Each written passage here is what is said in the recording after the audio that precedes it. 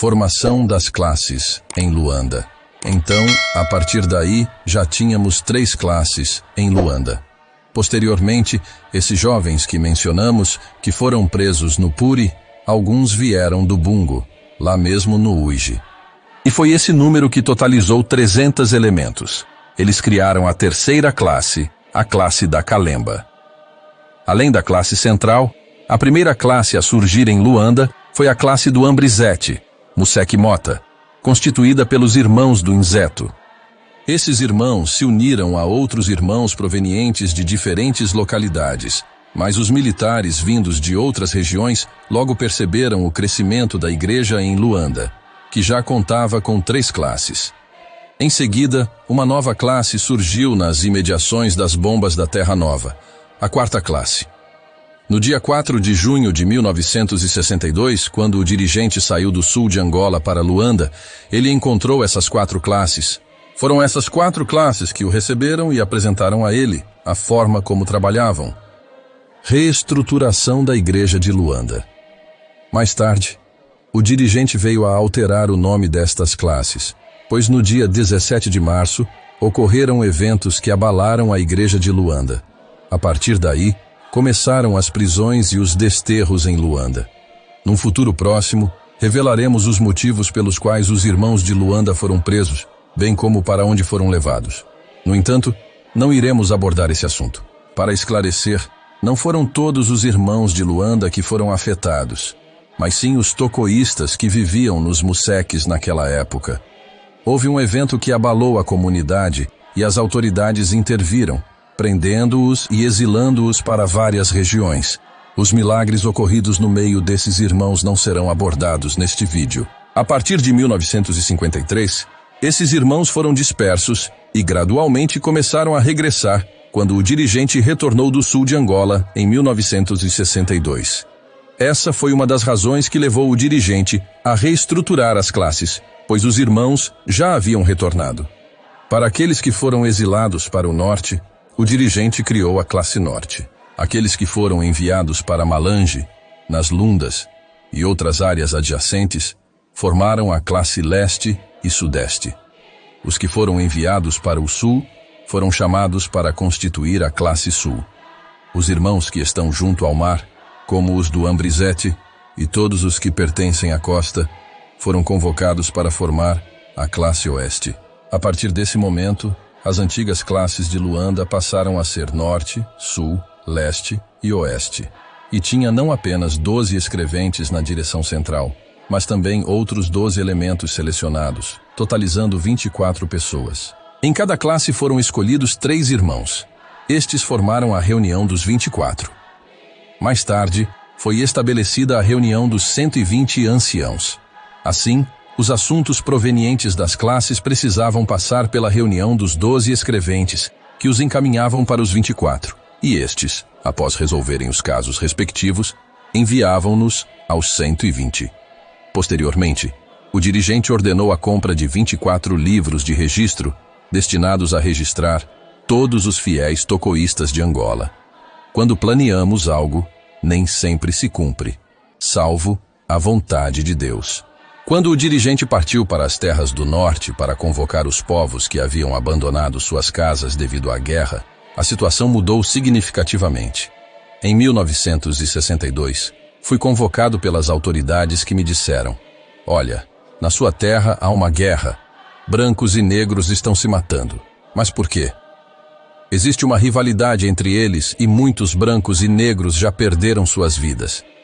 Portanto, é melhor você abandonar o serviço dos faróis.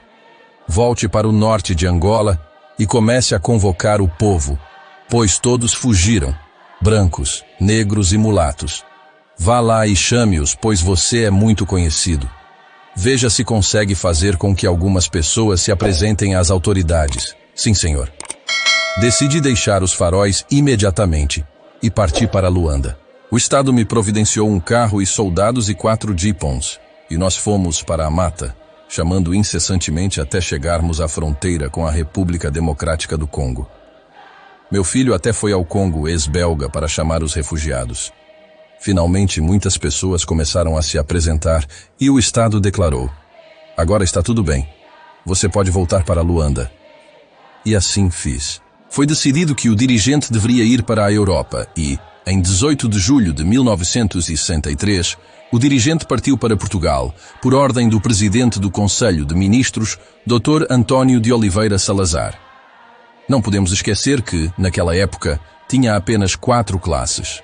Em 31 de agosto de 1998, ao discutir o significado da deportação de Toco para os Açores e seu retorno triunfal, os anciãos da igreja afirmaram que antes de sua partida para Portugal, Toco disse: "Sem a minha ida a Portugal, aquilo que esperamos nunca chegará." Nesse caso, os portugueses tinham um propósito para a ida aos Açores, mas Deus e seu servo Simão Toco tinham um propósito diferente dos portugueses: encerramento dos cultos e a clandestinidade.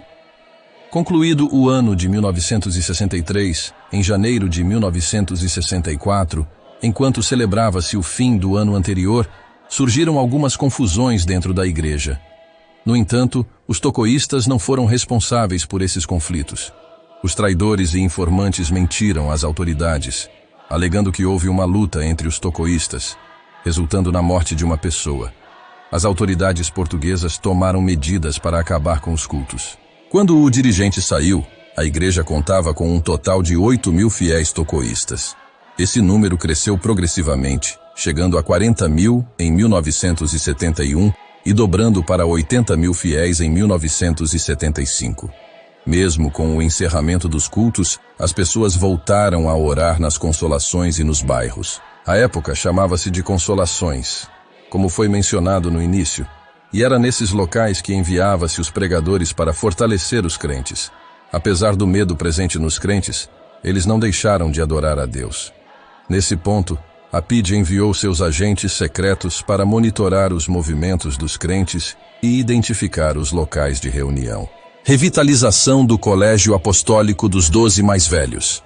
Em 1970, o dirigente enviou com confiança uma carta ao nosso irmão Cutendana João, para formar mais um grupo de designados, os 12 Vice. A missão destes corajosos era orar secretamente a Deus, sem que ninguém percebesse.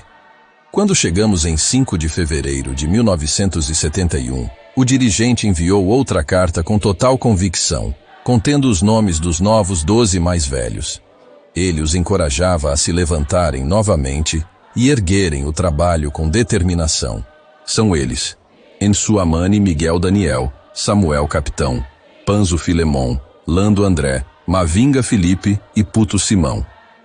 Neste documento, com absoluta certeza, constavam os nomes dos substitutos dos antigos 12 mais velhos que haviam falecido. Origem da criação das tribos na igreja de Luanda.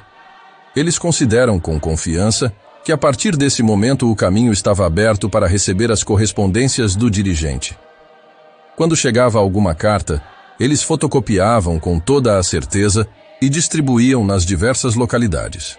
O irmão Luvualo David tinha a responsabilidade de fotocopiar os documentos no local onde trabalhava, sem dúvida alguma. Depois, trazia as cópias para fazerem a respectiva distribuição. Como não tinha um mensageiro para o sul de Angola, sem hesitação, foi nomeado o irmão Miguel sozinho para essa tarefa. Portanto, as cópias das cartas do dirigente destinadas à região sul estavam sob a responsabilidade desse irmão, sem sombra de dúvida. Com confiança, foram nomeando um responsável para cada região de Angola que tinha que receber as cópias. Foi assim que surgiram as tribos. Dessa forma, enviavam os pregadores para as consolações locais clandestinas de oração.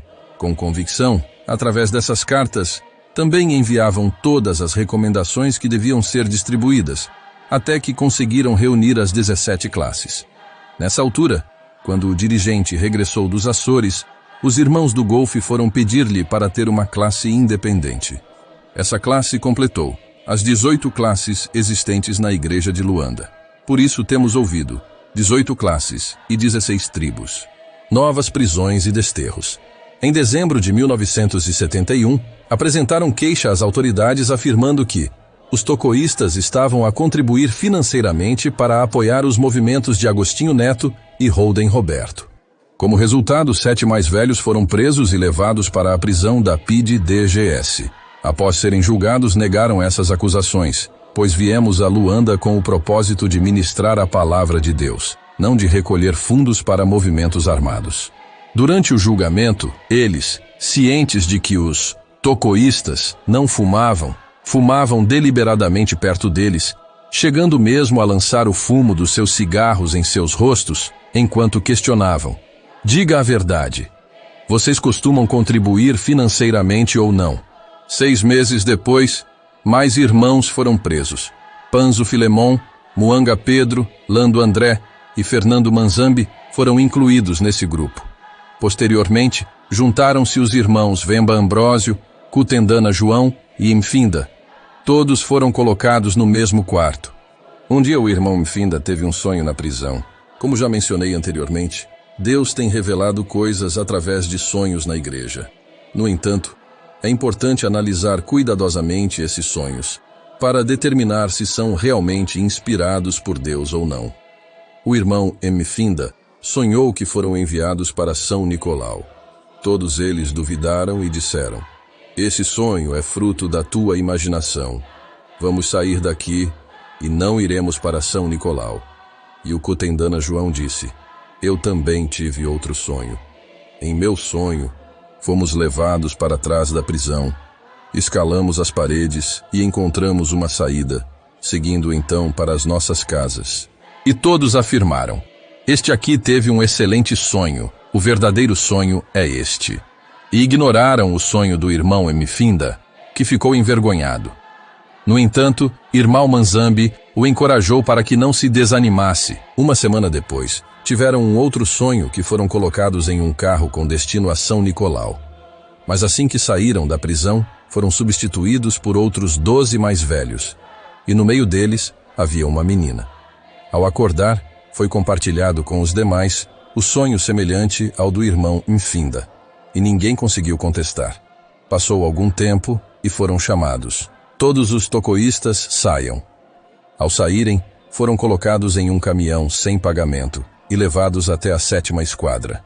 Lá começaram a surgir murmúrios.